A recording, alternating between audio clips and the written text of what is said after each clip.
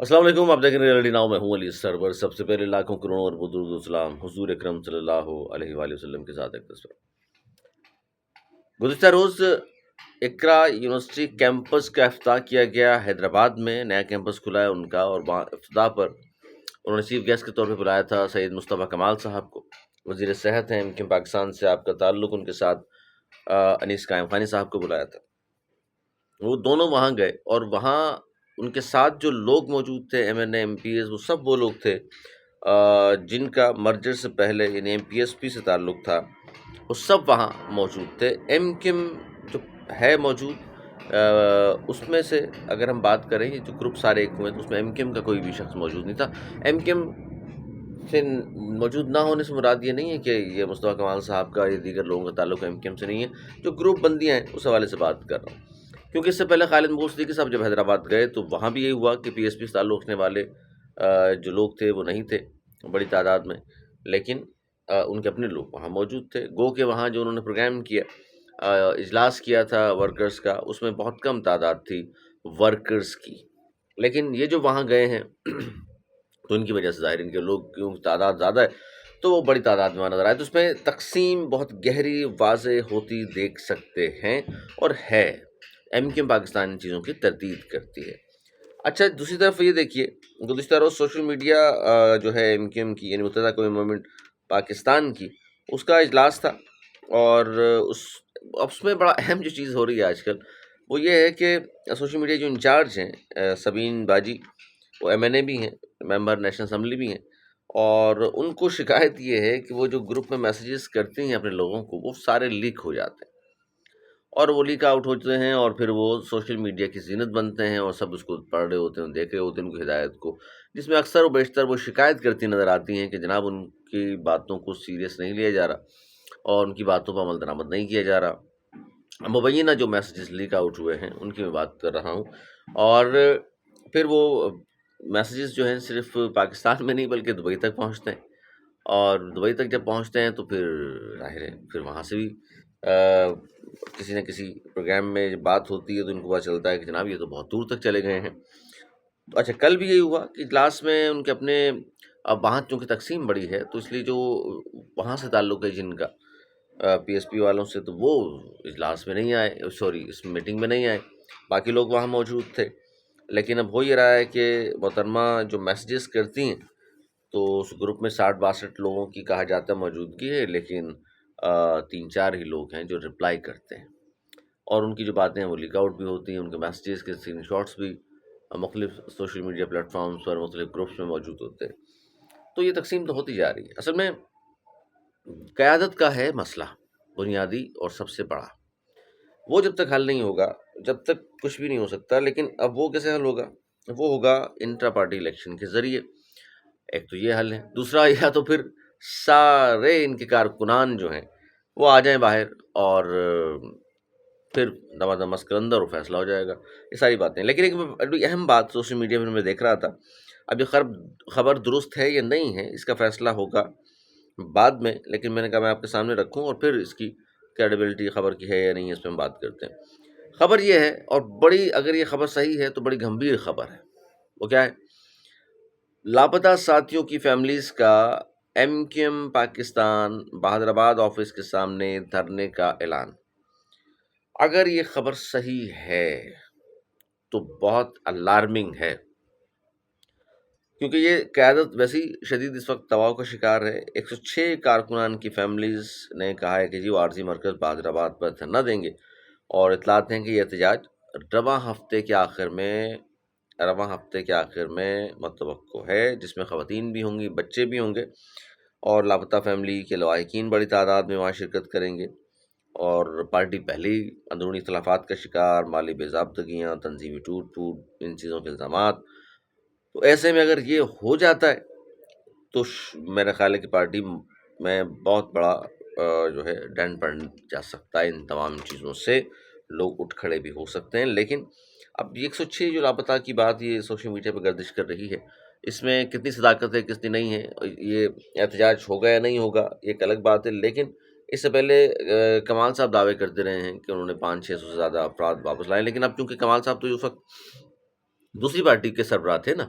تو وہ انہوں نے کام کر دیے۔ اب موجودہ جو قیادت ہے، اگر 106 لوگ مان لیا جائے تو پھر اس قیادت نے، یعنی خالد محمود صدیقی، فاروق ستار صاحب، امین الحق صاحب اور دیگر لوگ یہ کیوں واپس نہیں لا رہے بھائی؟ ان کے لیے یہ کیوں کام نہیں کر رہے؟ یہ سوال ہوگا، کیونکہ مصطفیٰ کمال صاحب اگر لے کر آ گئے ہیں اور انہوں نے کمٹمنٹ جن لوگوں سے کی تھی ان کے لیے بھاگ دوڑ کر کے وہ لے آئے، تو پھر خالد محمود صدیقی صاحب کیوں خاموش بیٹھے میں؟ اگر یہ فیملیز واقعی آ کے احتجاج کرتی ہیں اور بڑی تعداد میں آتی ہیں تو پھر میرا خیال ہے کہ یہ نہ ہو کہ پھر کارکنان ہی پارٹی چلا رہے ہوں۔ تو یہ دو تین چیزیں بڑی اہم تھیں۔ پھر کرنگی کی خبر آئی، اور جس طرح لیاقت آباد کا جو واقعہ ہوا تھا تھپڑ مارنے والا، مبینہ طور پر یہ خبر بھی ہے جی کرنگی کی کہ جو کرنگی کے ٹاؤن آرگنائزر ہیں راجپوت صاحب، وہ انہوں نے جہاں ایک صاحب ہیں ان کو جو ہے چانٹا رسید کر دیا، اور کہا جاتا ہے کہ جناب جس کی وجہ سے یہ لڑائی جھگڑا جہاں تک پہنچا کہ ان کو کام کرنے سے اب روک دیا ہے، اب کام کرنے سے روک دیا ہے۔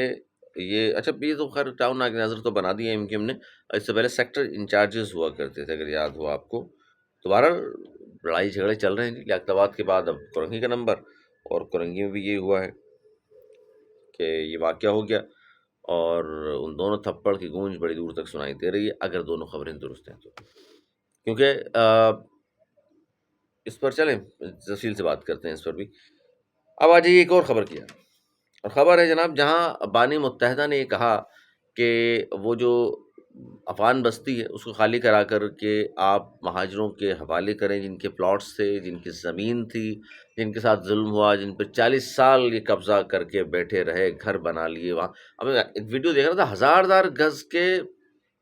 پلاٹوں پہ قبضہ کر کے گھر بنائے ہوئے تھے، اندر جناب تندور لگائے ہوئے اور پتہ نہیں کیا کچھ کیے ہوئے۔ اب یہ سندور اور تندور دونوں انشاءاللہ پاکستان کی فوج نے ایسی تیسی کر کے ان کو یہاں سے روانہ کر دیا ہے، تندور والوں کو بھی اور تندور والوں کو بھی۔ تو بہرحال یہ بھی ایک چیز ہے ساتھ میں۔ اب یہ مطالبہ جب کیا تو اب وفاق احمد صاحب نے بھی اس حوالے سے مطالبہ کیا۔ بانی متحدہ نے تو یہ کہا ہے کہ جی یہ جن کے پلاٹس ہیں ان کو دیے جائیں، خاص طور پر مہاجروں کو دیے جائیں جن کے پلاٹس پر قبضہ کیا گیا تھا، جن کی زمینوں پر قبضہ کیا گیا تھا۔ وفاق احمد صاحب فرماتے ہیں کہ جناب یہاں پر ایک بڑا ہائیڈ پارک طرز کا ایک پارک بنا دیا جائے، اور وہاں پر احتجاج کسی نے کرنا ہے، کسی نے دھرنا دینا ہے تو وہاں جا کر وہ کر لے۔ بہرحال دونوں کی اپنی اپنی بات ہے الگ الگ، لیکن اب حکومت جو کر رہی ہے وہ ایک الگ ہی بات ہے۔ آفاق احمد صاحب کی ویسٹ میں بھی انٹری ہونے جا رہی ہے۔ آفاق احمد صاحب جسے میں نے کہا تھا نا، اب سلو پوری کراچی میں، پوری کراچی کے ہر علاقے میں ان کے لوگ انٹریاں دیتے جا رہے ہیں۔ آفاق احمد صاحب کی پالیسی اب تھوڑی سی تبدیل انہوں نے کی ہے۔ گزشتہ روز ان کا ایک پروگرام تھا گلشن میں، موتی محل کے پاس، اور اس میں بھی بڑا زبردست قسم کا خطاب کیا۔ اس سے پہلے انہوں نے، میں نے بتایا تھا آپ کو، ایک اور جو خطاب تھا اس کے حوالے سے بات کی تھی آپ کے۔ اب اس میں جو انہوں نے کہا ہے، دو تین لائنیں بڑی اہم ہیں اس میں۔ ایک تو انہوں نے یہ کہا آفاق احمد صاحب نے کہ میرے پاس اطلاعات ہیں اس سال سندھی قوم پرست شہر پر، یعنی کراچی شہر پر جلغار کریں گے، جن کی سرپرستی پیپلز پارٹی کر رہی ہے۔ ساتھ میں انہوں نے یہ بھی کہا حکومت سقوط ڈھاکہ متاثرین کو پاسپورٹ جاری کرے جو وہاں کیمپوں میں موجود ہیں بنگلہ دیش کے، تمام اخراجات مہاجر قومی موومنٹ برداشت کرے گی، ان کو پاسپورٹ دے، لا کر کے یہاں بسائے۔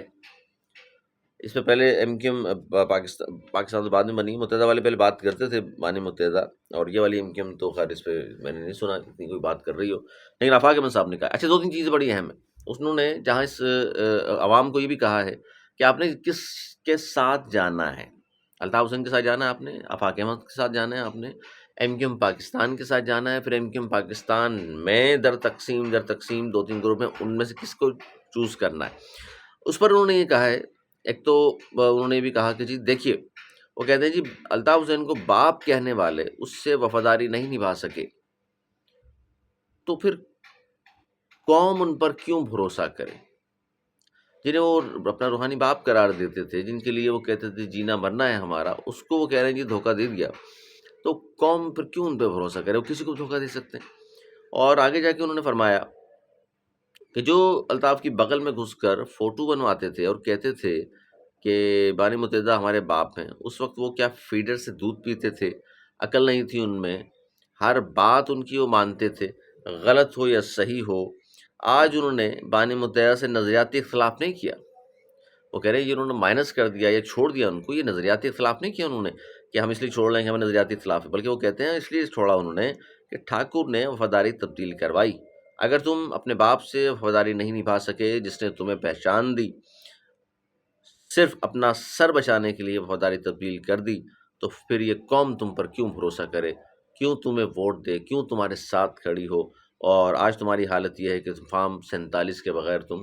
اسمبلیوں میں جا بھی نہیں سکتے، یعنی کہ فارم 47 کے بغیر تو جیت ہی نہیں سکتے، عوام تمہارے ساتھ نہیں ہے۔ دوبارہ انہوں نے اسی طرف دھکیلا ہے ان کو، وہی بات کی ہے، اور جس پہ پوری کراچی بات کرتی ہے کہ جناب آپ نے مطلب نظریاتی طور پر تو نہیں چھوڑا، آپ نے تو چھوڑا ہے دباؤ کے تحت، آپ تو گئے رات میں اور صبح آئے تو پھر ایک نئی ایم کیو بنی۔ یہ ہر کراچی کا بچہ کہہ رہا ہوتا ہے، لیکن چلیں اس پر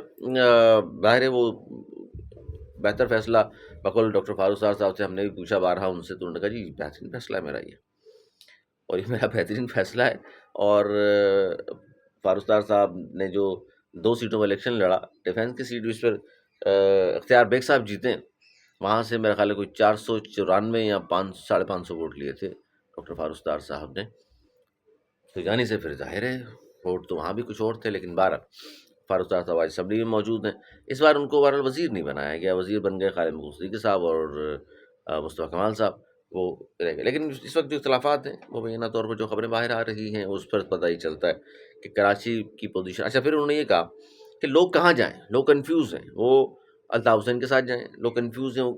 آفاق احمد کے پاس جائیں، لوگ کنفیوز ہیں ایم کیو ایم پاکستان کے پاس جائیں۔ وہ کہتے ہیں یہ فیصلہ قوم نے کرنا ہے، اور قوم یہ فیصلہ کر کے بتائے گی کہ جناب قوم یہ فیصلہ کرے کہ وہ کس کے ساتھ کھڑے ہیں،